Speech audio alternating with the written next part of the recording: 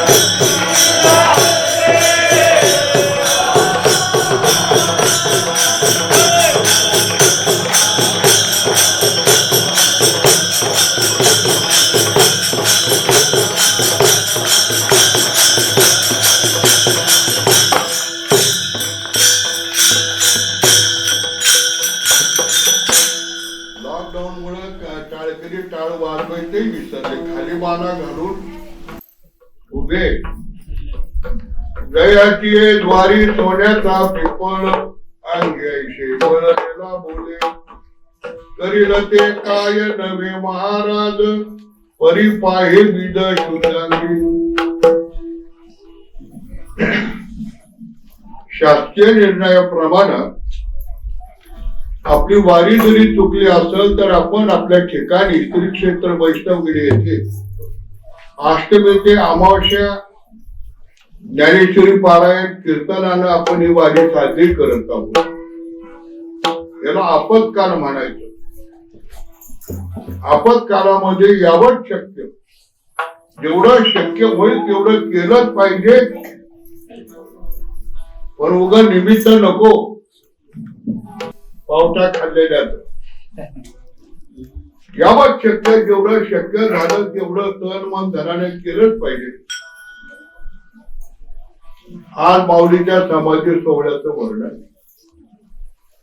माऊलीच्या समाधी सोहळ्याचं कीर्तन आहे. आतापर्यंत 40 वर्ष आळंदीला सेवा देत आलो. परंतु वयोमानाप्रमाणे गात्र गलित होणारच आहे. आयुष्य करी उणे परिमद आवडो कीर्तन. माझं जगणं कमी कर. नको दाऊ देऊ भंगा गात्रे माझी पांडुरंगा.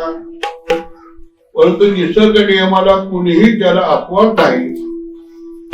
त्याला अनुसरून माझी अवस्था ही झाली. जोपर्यंत खाली पडत नाही तोपर्यंत फुलं उधळण्याचा मी प्रयत्न. आज ज्यांचं कीर्तन आहे, ज्यांची समाधी सोहळा आहे, त्यांच्या बाबतीमध्ये नाथरायणी वर्णन केलेलं आहे. हरी सर्व सुखाचे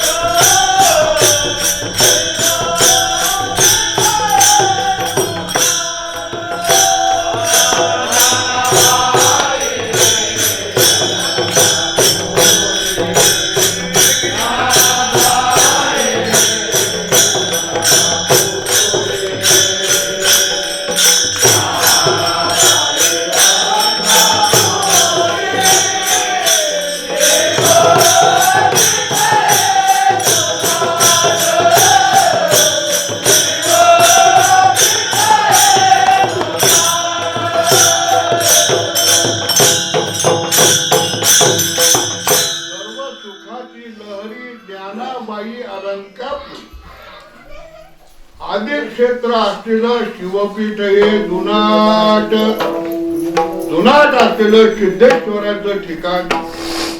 त्या ठिकाणी माझी ज्ञानाई अलंकाराप्रमाणे निर्वत आहे. ज्ञानोबरायांचं आडनाव कुलकर्णी जरी असलं हे त्यांच्या वतनदारीवर पडलेलं आडनाव आहे. पंतोजी, पुराणी, गडकरी, किल्लेदार, फडणवीस, भागवत, देशमुख, सरदेशमुख, देशपांडे, सरदेशपांडे, जोशी, ग्रामोपाध्याय हे त्यांच्या धंद्यावरून पडलेले आडनाव आहे. त्यांचं खरं आडनाव जावळे आहे. माऊलीचे मूळ पुरुष,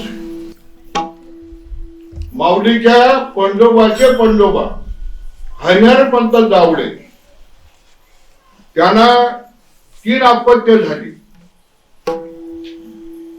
रामचंद्र पंत, केशव आणि मोहनाबाई. मोहनाबाई ही नरहर पंत बाचवाना सून दिली देवगिरीला. केशव पंत मुंज झाल्यानंतर 1 वर्षातच वारले. रामचंद्र पंतापासून गोपाळ पंत, गोपाळ पंताचे त्रिंबक पंत, त्रिंबक पंताचे गोविंद पंत आणि दुसरा मुलगा हरिहर त्याचं नाव ठेवलेलं. लष्करी पेशामध्ये असताना देवगिरीचे यादव राहिले. यादवांकडे त्र्यंबक पंतांचा दुसरा मुलगा हरिहर पंत, गोविंद पंत कुलकर्णी पण सांभाळत होते. आपेगावचं कुलकर्ण पण त्याच्याकडे होत. गोदावरीच्या उत्तर तीरी पैठण पासून 4 कोसावर असलेलं पैठण आपेगाव, तिथे वतनदारीचं कुलकर्ण पण होत. थोरल्या मुलाने गोविंदाने आपलं कुलकर्ण पण तिथे चालविलं आणि धाकटा मुलगा जो हरिहर पंत त्याला देवगिरीच्या शिंगण यादवाने उपसेनापती केलं. बाले घाटामध्ये बीड जिल्ह्याच्या पुढे जाताना जो बीडच्या पुढे जो जाताना घाट लागतो त्याला बाले घाट म्हणायचे. तिथे करंज आडनावाचे देशमुख यांनी 3000 गुंड घेऊन पुंडावा मार्ग केला. त्याचा मोड करण्यासाठी हरिहर पंताला पाठविलं. पण झुंजीमध्ये प्राणाची पर्वा पाहायची नसती. त्याच्यामध्ये तुका म्हणे रणी जीव देता लाभ दुनी. तिथे हरिहर पंत पडल्यानंतर त्र्यंबक पंतांना अतीव दुःख झालं. त्यांनी राजीनामा दिला. आपे गावी आले. तिथे गोरक्षनाथांचे काठ पडले. त्यांचा अनुग्रह घेतला. यथावकाश तेही निवर्तले. गोविंद पंतांचं म्हणजे थोरल्या मुलाचं लग्न देवकुळ्यांची मुलगी पैठणची कृष्णाजी पंत देवकुळे यांची बहीण, तिचं नाव नीराबाई. ही नीराबाई गोविंद पंतांना दिली. लग्न होऊन 10, 12, 15, 20 वर्ष, 30 वर्ष उलटली. 55 वर्षात वय झालं गोविंद पंतांचं. गजांत लक्ष्मी, वतनदारीचं सगळं, गाई गुरांनी हंबरणारा कोठा, वृक्ष लतानी गडबडलेली, फळा पुष्पाने भारावलेली परसबाग, परंतु कुस न उजवल्यामुळे त्या नीराबाई सारख्या दुःखी असत. काय करायचं? पुढे देवाच्या भक्तीचा वारसा चालविणारा मालकांचं वय 55 वर्षांचं झालं. अजून एक कुस उजवले नाही. सचिंता असायच्या. नित्यकर्म गोविंद पंत, नैवेद्य वैश्वदेव, गोग्रास, काकपदी, आटिकी पूजन हे चाललेलं. एके दिवशी सकाळच्या सुस्तात होऊन नीराबाई तुळशीला पाणी घालण्याकरता दारात आली. तिथे गोरक्षनाथांचे शिष्य गैरीनाथ आलेले.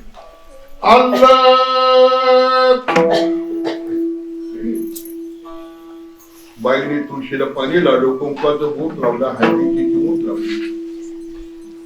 घरात आल्या.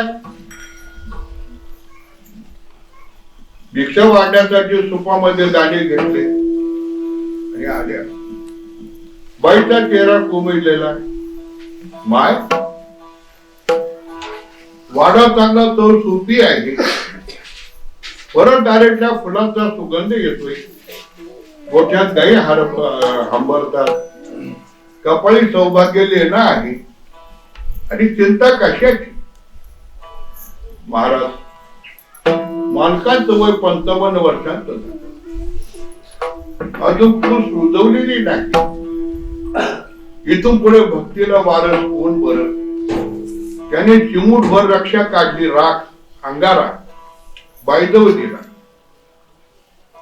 बाईने श्रद्धेनं ते अंगारा घेतला आणि पाण्यात घालून पिले. गोविंद पंतांनी 12 वर्ष गोदावरीच्या पाण्यात कमळीच्या पाण्यात उभं राहून गायत्री मंत्राचं पुरस्चरण केलं. त्यामुळं त्या प्रसादानं गैरीनाथाच्या कृपेनं बाईला महिना पालटला. बाई यथाव काळ बाई बाळंतीण झाल्या. मुलगा पाहिल्यानंतर प्रसूतीचे वेदना बाई विसरली. गोंडस मूल, गव्हाळ वर्ण, चाफेकरी सारखं नाक, धनुष्याकृती भुवया, पातळ जीवनी, पिकलेल्या तोंडल्यासारखे लाल सुटूक ओठ. बाळ लहानचा मोठा व्हायला. बाळ रांगायला लागला. फेंगडत फेंगडत चालायला लागलाय. नाव ठेवलं विठ्ठल. 7 वर्षाचा झाल्यानंतर उपनयन संस्कार म्हणजे मौंजी बंधन केलं. पैठणला मामाकडे कृष्णाजी पंत देवकुड्यांकडे अध्ययनासाठी पाठवलं. वैदिक शिक्षण झालं, व्याकरण झालं, यजुर्वेद संहिता मुखोद्गत केली. माघारी आले. आई वडिलांना नमस्कार केला. बाबा, तीर्थाटन करावंसं वाटतं. राजा, तुझं वय लहान आहे. आम्ही पिकलेली पानं केव्हा गळून पडू काही सांगता येत नाही. म्हातारपणी तुझाच किरी आधार. पण वैराग्यानं उचल खाल्ली. आई, मी तीर्थाटनाला जातो. लवकर माघारी येतो. परत येतो. मी शब्द दिले. तीर्थयात्रा करीत करीत करीत आळंदीला आले. आळंदी हे जुनाट असतं. शिवपीठ हे जुनाट. जुनाट असलेलं शिवक्षेत्र.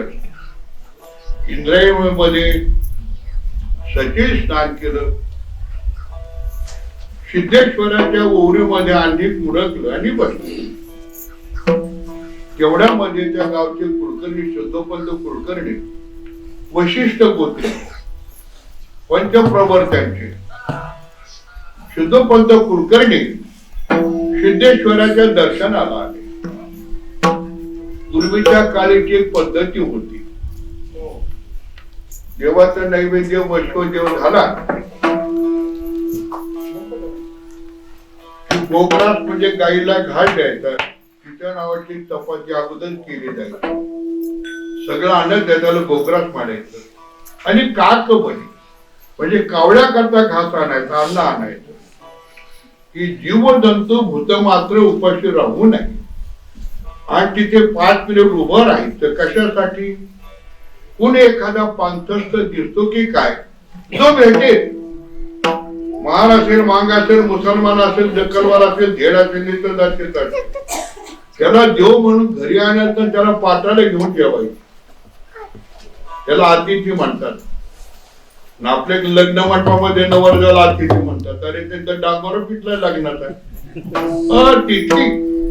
तिथी न सांगून आलेला. तिथी म्हणजे आमंत्रण न घेतलेला. याने तर लग्न पत्रिका वाटून वाटून वाटून जिकडे तिकडे फोन करून लग्नाच्या अगोदर बायकोच्या गळ्यात हात घालून फोटो काढलेले प्रसिद्ध केले. आणि तो अतिथी कसा? लोक म्हणतात आजच्या अतिथी. ज्याने या भाषेला किती खालचा दर्जा दिला, या लोकांच्या ज्ञानाची कीव करावी तेवढं असो. आधी ते घ्यायचं, आपल्या पानाला घेऊन जेवायचं. सिद्धोपंतांनी ओळखलं, देव दर्शना करता आले. नेमके तिथं विठ्ठलपंत दिसले. मुखावरचं ब्रह्मचर्याचं तेज, विद्वत्तेचं तेज, पुण्य तीर्थाटनाची पाठीमागे सिद्धोपंतांचं ताबडतोब चित्त त्याच्यावर जगलं. त्याला तारा मैत्र म्हटलेलं आहे शास्त्रामध्ये. अकारण वैरत्व आणि तारा मैत्र दोन शब्द, त्याची व्याख्या करायला मला वेळ नाही, माझा विषय वेगळा. आपण कुठून आलात? आपल्या कुलशिराबद्दल करेल. हो, मी आपल्या गावच्या गोविंदपंत कुलकर्ण्यांचा मी मूळ. माझं नाव विठ्ठल. मौंजी बंधनानंतर मी माझ्या मामांकडे पैठणला कृष्णाजी पंत देवकुळ्यांकडे अध्ययन केल्यानंतर तीर्थाटनासाठी मी निघालो. सिद्धेश्वराची प्रसिद्धी ऐकून मी इथे दर्शनासाठी माझ्याकडे जेवायला या. जेवायचं आमंत्रण घेतलं.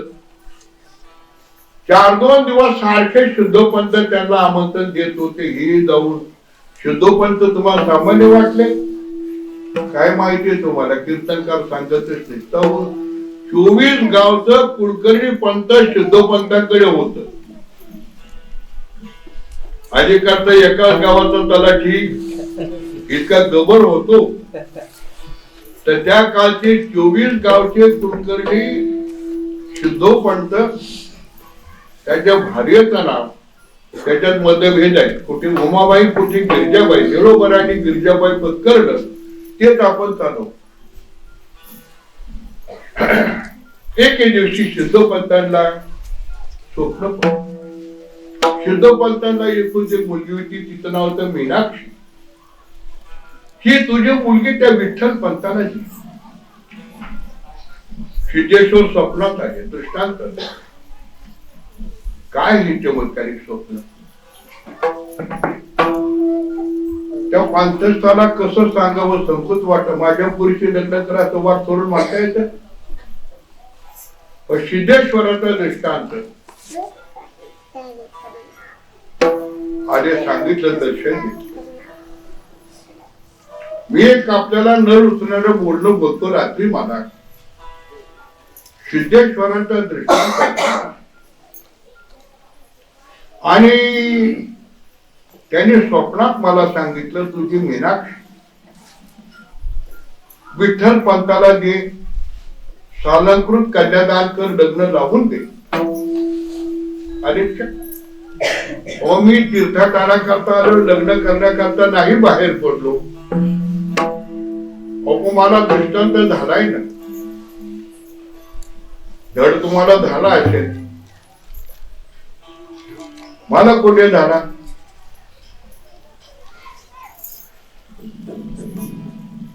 रात्री विठ्ठल पंत सायं संध्या हरिपाठ करून झोपते. मध्यान्ह रात्रीला मूर्तिवंत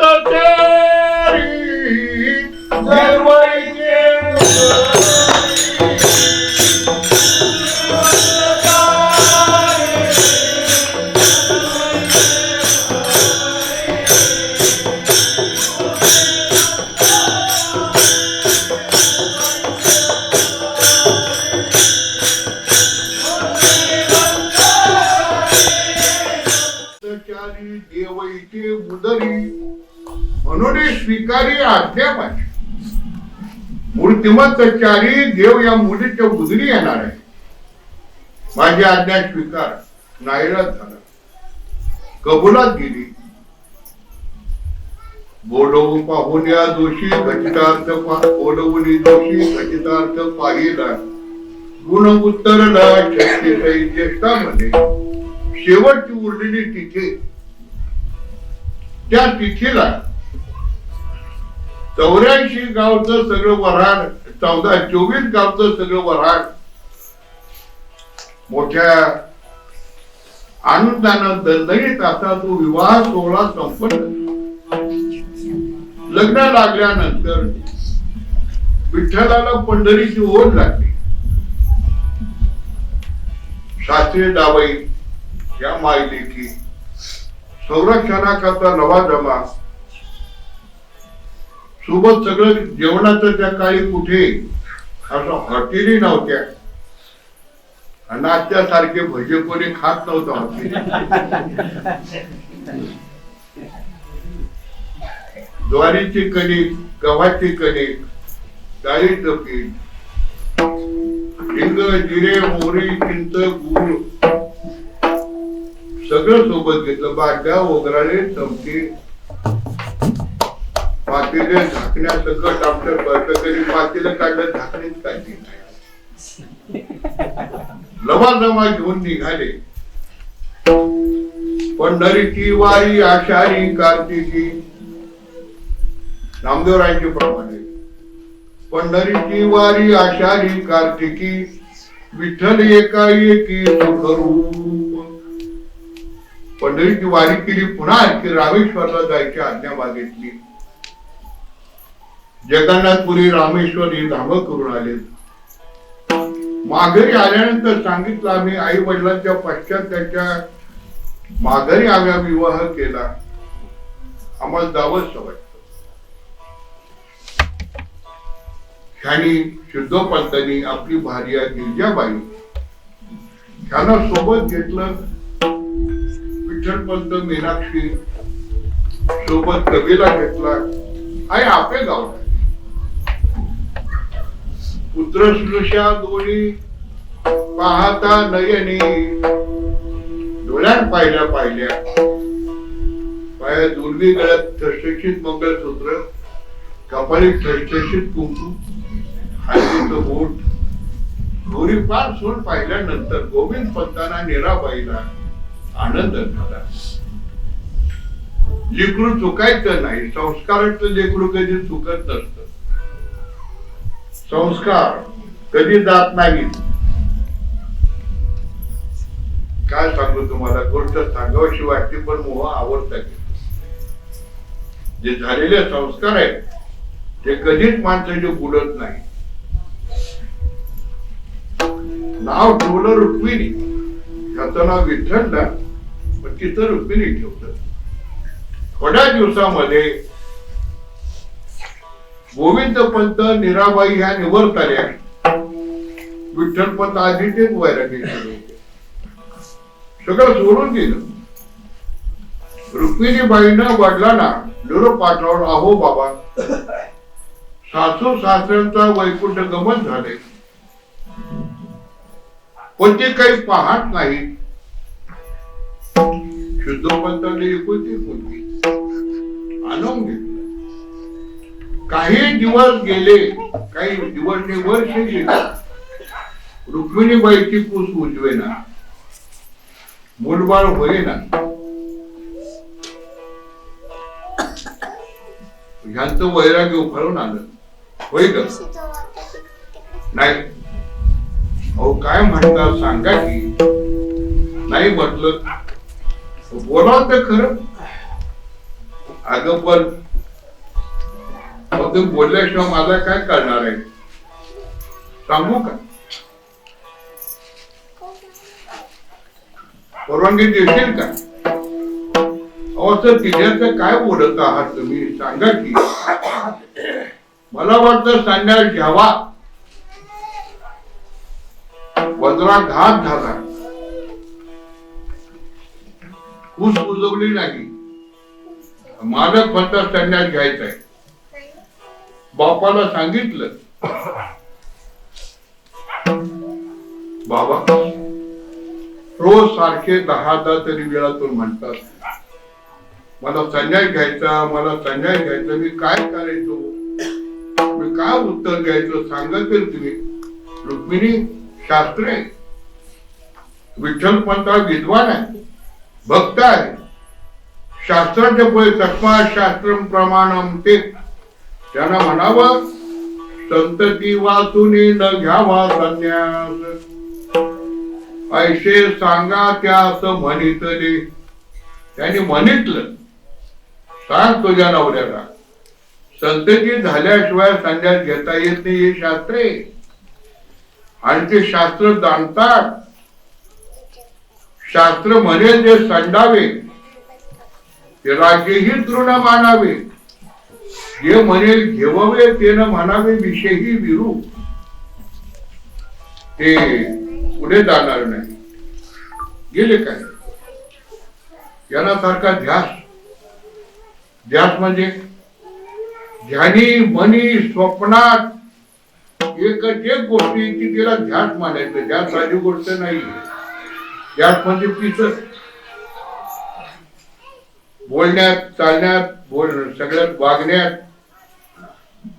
एके दिवशी त्यांनी विचारलं, रुक्मिणीबाई थोडं वैतागून बसलं. नाही ग, मला वाटतं सांगायचं जेव्हा वैतागाला म्हटलं जा एकदाच. जा एकदाच म्हटलं पडत्या फळाची आज्ञा. पडत्या फळाची आज्ञा कळती का?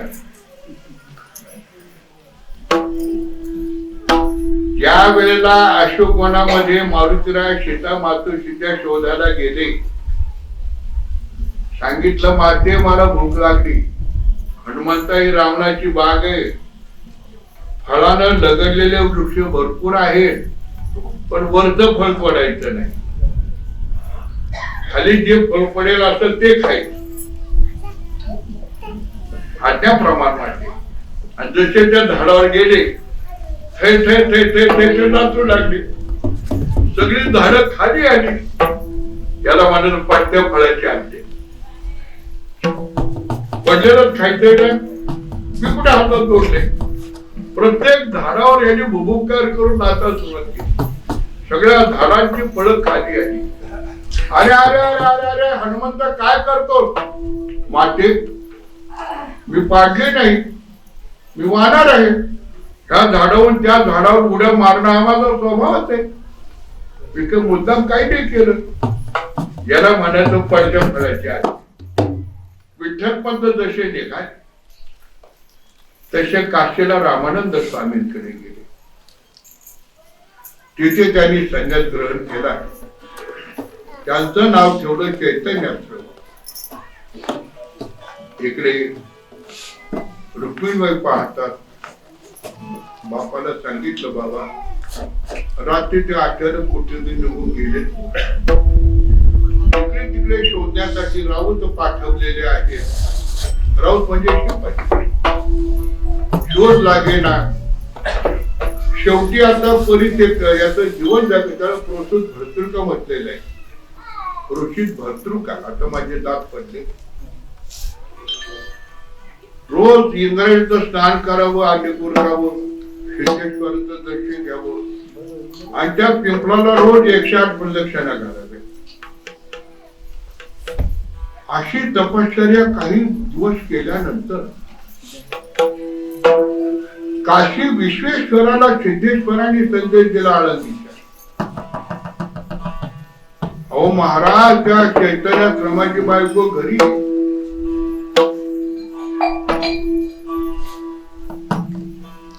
मग त्या रामानंदाला दृष्टांत दिला काशी विश्वेश्वराने. चैतन्याश्रमाशी भार्या आहे घरी. चैतन्याश्रमाशी भार्या आहे घरी. पतिव्रता माहेरी मार्गदर्शी. त्याला बायको याची वाट बघते. आता जाणार कुठे जगत फिरायला. पण दुसरा दृष्टांत दिला. अलंकापुराशी इंद्रायणी तिरी आहे ते सुंदरा. इंद्रायणीच्या काठी अलंकापुरी नावाचं गाव आणि तिथे याची बायको आहे. रामानंदाने तोंडात बोट घातलं की बायकोच्या परवानगीशिवाय संन्यास घेता येते. हा आला तरी कसा? आश्रमात सांगितलं मुलांनो मी आता तीर्थाटना करता जातो. मला तीर्थयात्रेसाठी जायचं आहे. मी येईपर्यंत आश्रमाची व्यवस्था ठेवा. जसे निघाले तसे तडक आळंदीला आले. इंद्रायणीचं स्नान केलं, सिद्धेश्वर दर्शन घेतलं आणि ते पिंपळाच्या पाराजवळ बसले.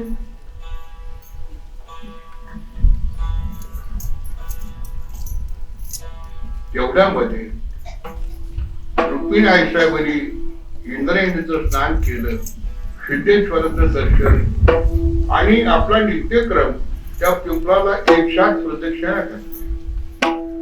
इथे कोणीतरी बसलाय म्हणून फार डोकं ठेवून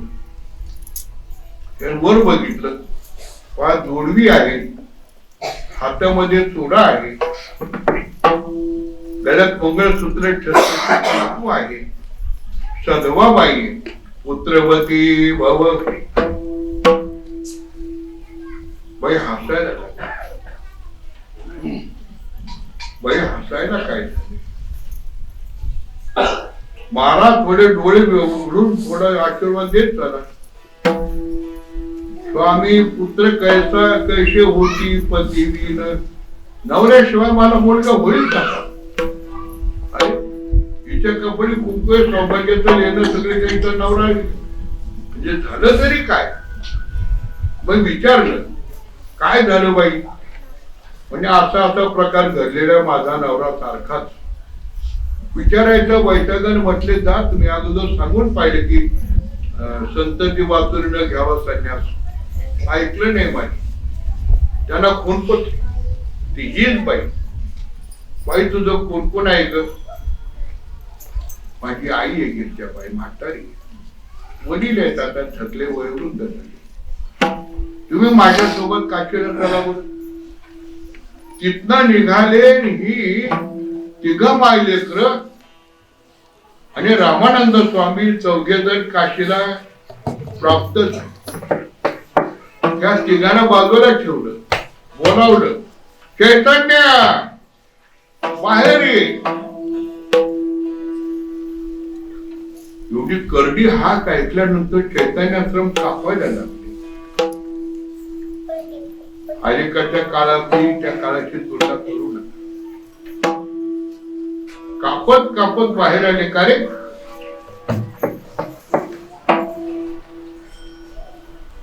संन्यास कसा घेतला खोटं बोलून? स्वामी मला कोणी नाही.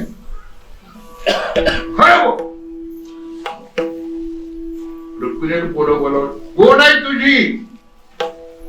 थर थर थर थर थर थर कापलं.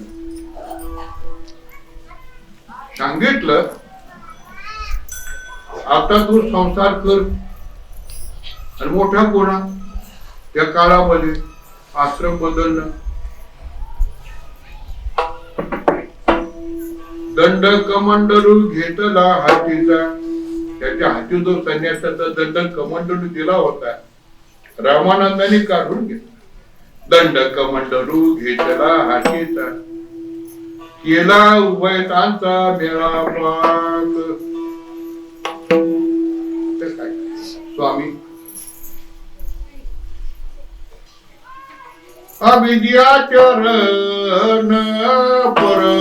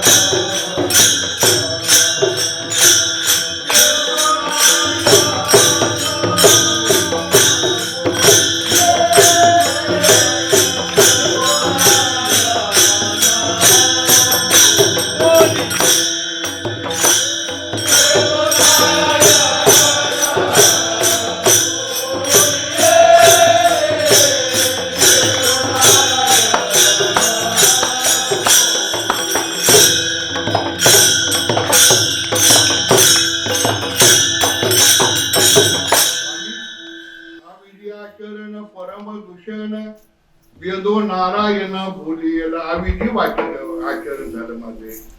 आश्रम बदलणं म्हणजे काय? उत्तर दिलं, अविधी कर्माचे न धरावे भय, अविधी कर्माचे न धरावे भय, याशी असे साह्य जगदीश. पुन्हा त्यांना संसार दीक्षा दिली आणि आळंदीकडे परत पाठवलं. आता पुन्हा आता परत वापरू नको. तोपर्यंत आळंदी पर्यंत ती बातमी गेली, तिथला ब्रह्मवृंद संतप झाला. का बोलतो काय ऐकलंय का? नाही. अहो सगळ्या आळंदीत झाल्या, सगळी माणसं कुजबूज करतात, तो बोलावा करतो. त्या शुद्धपंथा पुढे मोठी आसामी ना काय म्हणतात, अहो त्यांच्या जावाईने सजा घेऊन पुन्हा ग्रस्ताश्रम स्वीकारला हो. शांतम पापम शांतम पापम.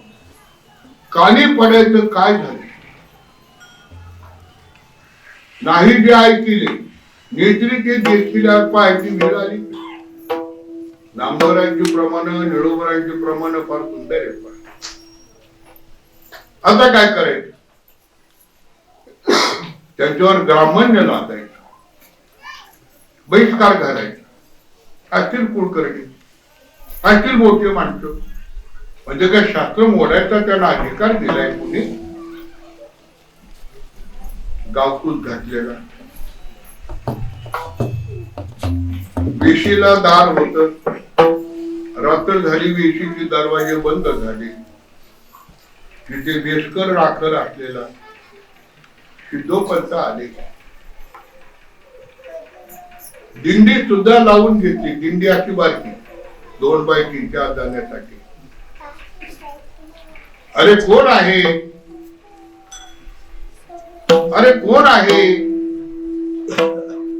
दार उघडा, ही दिंडी उघडा.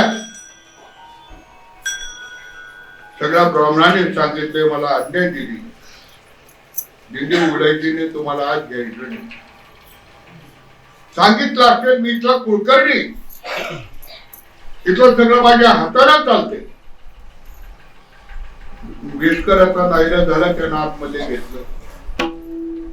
सकाळी पाहता तर गुरं सोडण्याकरता गुराखी नाही, शेरपूर करण्याकरता कोणी नाही, सडा घातण्यासाठी लावलेली कुणबीची हजर नाही, पाणी भरण्यासाठी पालखी हजर नाही, देवपूजेची फुलं देणारा माळी हजर नाही. सगळ्यांनी बहिष्कार केला. विठ्ठल पंतांनी रुक्मिणीने दिले, बाबा आमच्यासाठी तुम्हाला त्रास होतोय ना, आम्ही आपली इथे तुमच्या जवळ सिद्ध बेटामध्ये एक झोपडी घालतो, उभायचा तिथे राहा. एकुलती एक मुलगी, एवढी श्रीमंती, गेलेला जावई परत आणलेला, आणि या गावकऱ्याने जे बाजवण केलंय, काय वाटलं तर शुद्ध पंथाचा आपला दोषोपी वाडा, इष्टीची मालकीन ही मुलगी जावई, ते का पोपट्यामध्ये राहतात, सिद्ध बेटामध्ये गेले त्याचा सत्यानाश केलं काही महाराज लोकांनी. तिथे गेले, झोपडी बांधली, तिथे राहून विठ्ठल पंतांनी शेजारच्या बाजारच्या गावाला जावं आणि कोरांना मागावं, रुक्मिणीबाई राधाबाईने खावं. अशी 12 वर्षी गेली तरी कुसू जाऊन. शेवटी वारकरी पंथाचा तुमच्या आमच्या भाग्याचा उदय झाला. शेके 1195 माघ अवध्य प्रतिपदा दिवस होतो सोमवार. या दिवशी रुक्मिणी मातेला मुलगा झाला. मुलगा झाल्या रडायचं काम नाही, काय नाही, शांत पडलेला. सदाशिवाचा अवतार स्वामी निवृत्ती दातार. भगवान त्र्यंबकेश्वर उदरी आले. लेकराची कोण कौतुक करता करता 2 वर्षे केव्हा गेली कळलीच नाही. पुन्हा शेके 1197 श्रावण मध्ये असलेली रात्री 12 वाजता गुरुवार दिवस ज्ञानोबरायांचा अवतार झाला. 1197 ला कार्तिक शुद्ध पौर्णिमेला सोपा देवाचा जन्म झाला.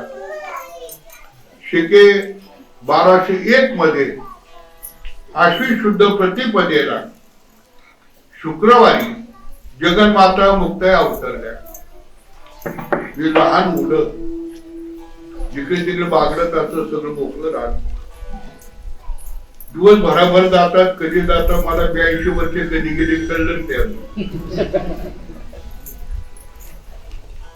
निवृत्तीचं ज्ञानोबाचं व्रतबंधाचं वय, व्रतबंधाचं वय झाल्यानंतर वेळेत जर मौंजीबंधन केलं नाही तर मनुस्मृतीमध्ये सांगितलं 5 वर्षाचा तरी बटवाट केली. तम उपनयित तम अध्यापयित, त्याचं उपनयन करावं आणि त्याला गुरुग्रही 5 वर्षाच्या पोराला पाठवावं. तम उपनयित तम अध्यापयित, याची वय 7-7 वर्षाची झालेली, 7-5.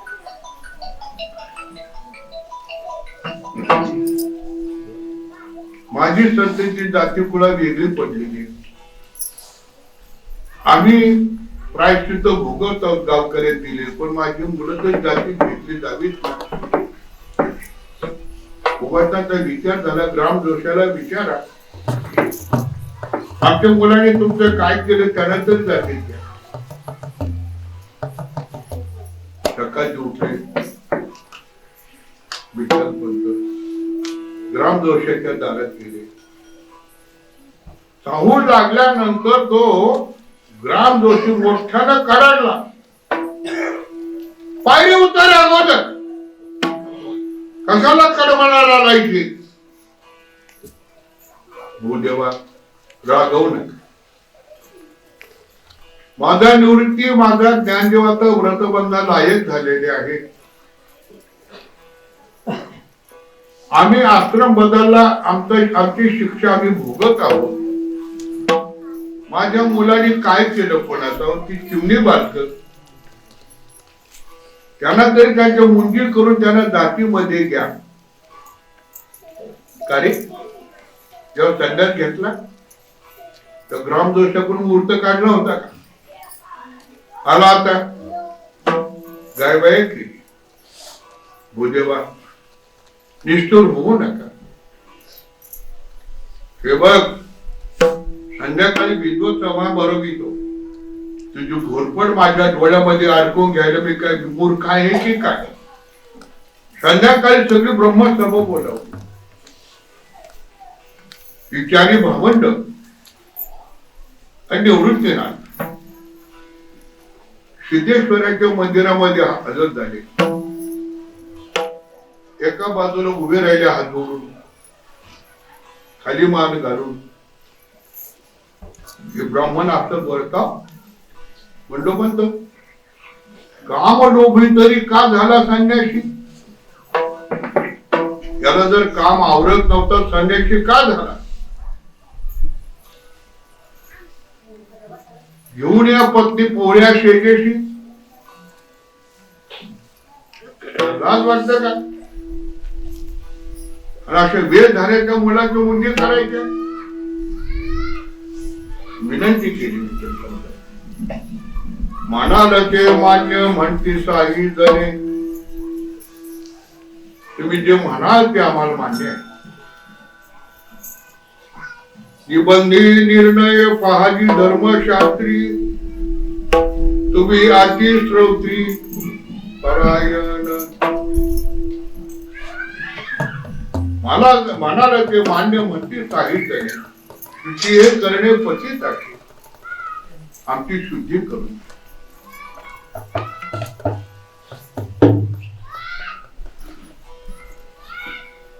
शुद्धी आणि तुमची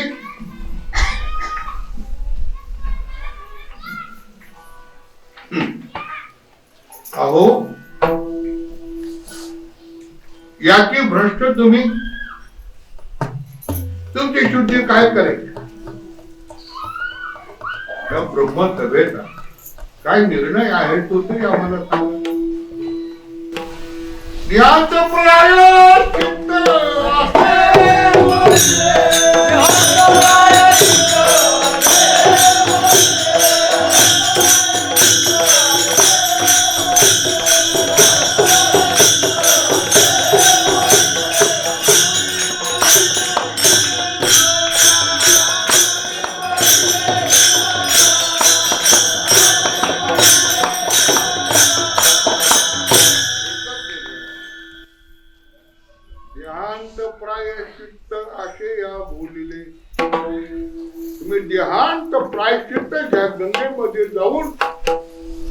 गंगेला तुमची शरीर अर्पण करा.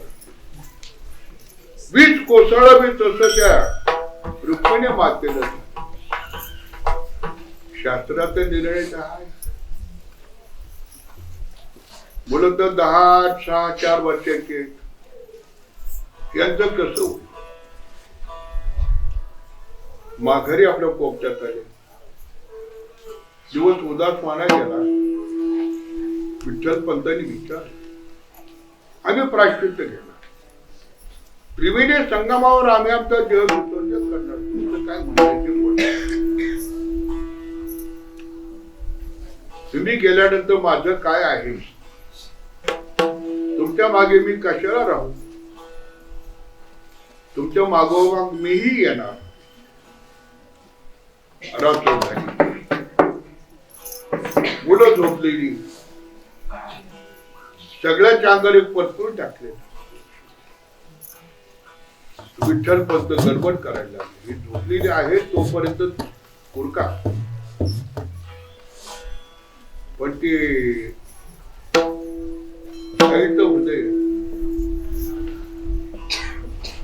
हृदय वडिलांचं वेगळं. ह्या लेकरांचं कसं होईल? आमचा तर एवढा छळ केलाय, ह्या लेकरांनी कोणाच्या जीवावर जगा विचार यायला लागला. घळा घळा घळा घळा अश्रू ओघळायला लागला.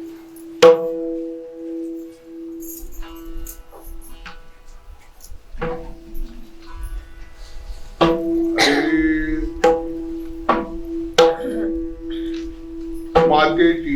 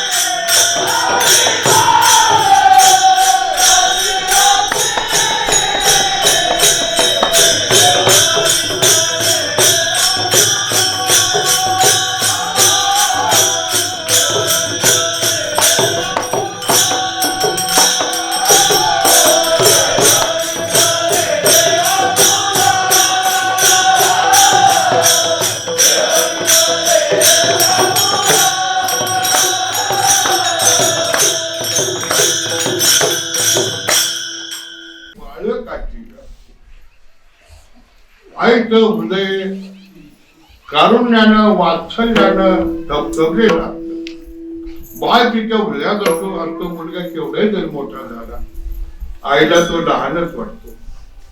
मला विषयांतर विचारायचं, कुठे वैदिक संस्कृती मातृदेवो भव, पितृदेवो भव, आचार्य देवो भव. कुठे आपल्या राक्षसी संस्कृती की म्हातारी आई बाप जेव्हा त्याला गरज आहे त्या वृद्धाश्रमात येऊन घालतात, गोठ्यामध्ये झोपवतात. काय काळ बदलला, किती बेश्रम समाज निर्माण झाला. काय करू देवा अशी नाही शक्ती दंडून पुढची वाटेल. त्याच्या टाळक्यात लाकडं घालून याला नीट सांगावाची शक्ती आमच्या अंगात. आई गळगळ रडायला.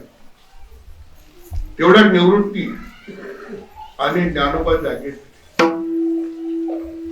निवृत्ती. कालचा ब्राह्मणांचा निर्णय तो ऐकला. सगळ्यामध्ये तो थोरला आहे राजे. ही लहानची मुक्ता, न बोलणारा सोपा, मला जावं लागतं रे. त्यांच्या पश्चात मला जगता येईल, त्यांच्या मागोमाग जाणे.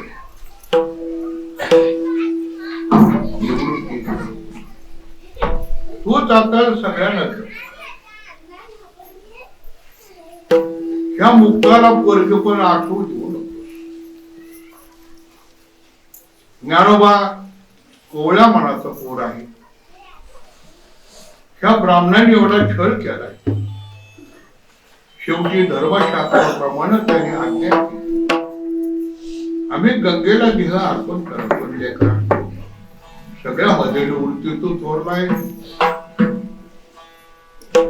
माऊली निवृत्तीनाथ आईच्या तोंडाकडे किबिल वाजेपर्यंत आई चेहऱ्यावरून हात उतरते.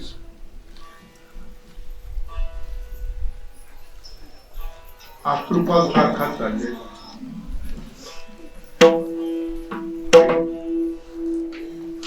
तू काळजी करू नको. मुक्ताना सोपानाला मी सगळ्यांना सांभाळून आई निवृत्तीनाथाचा कंठ दाखवला. आपण जर रडावं आईला अधिकच होईल. तर निवृत्तीनाथाच्या डोळ्याला धराला आपण जर आवाज केला ती भावंड रोडून जागी होती. आईला विलगतील, आईला जाता येणार नाही. विठ्ठलपंत झोपडीच्या दारामध्ये उभे आले. निवृत्तीनाथाने भावनांचा उपशम केला. आईनं तोंडावर हात उतरला. या मुक्ताला सांभाळा, सोपानाला सांभाळा. आईची मुक्ती उमऱ्यापर्यंत जायची, पुन्हा माघारी येईल. दारात जायची, पुन्हा माघारी येईल. शेवटी मन कठोर केलं. विठ्ठलपंताने हाका मारली, अहो तुमचं काय चाललंय, चला की.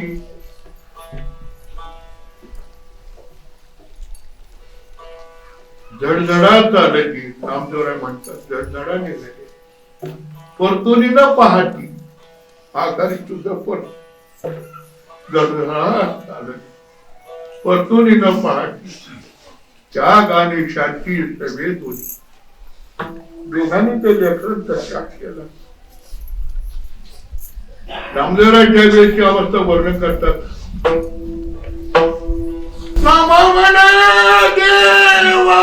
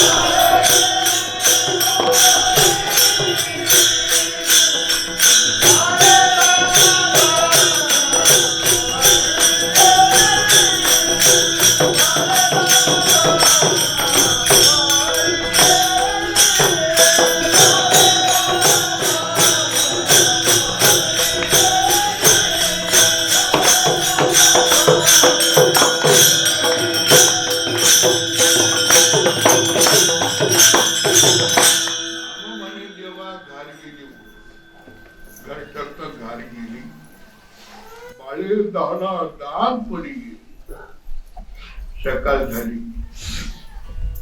सोपान उठला, अवतीभोवती पाहतो. कोपऱ्यात कोणी नाही. मुक्ताई जाते. आई तू कुठे, आई तू कुठे. मुक्ताईच्या कैवर मांडतात. आई आई आई. ज्ञानदादा म्हणतात मुक्ता आई बाप्पाच्या घरी गेली. कशाला आले दादा? मुक्ता तुला खाऊ आणायला गेली. कधी येईल दादा? लवकर येणारे मुक्ता काही दिवस गेले दुःखाला आवडतात. एकही दिवशी ज्ञानोबा आहे.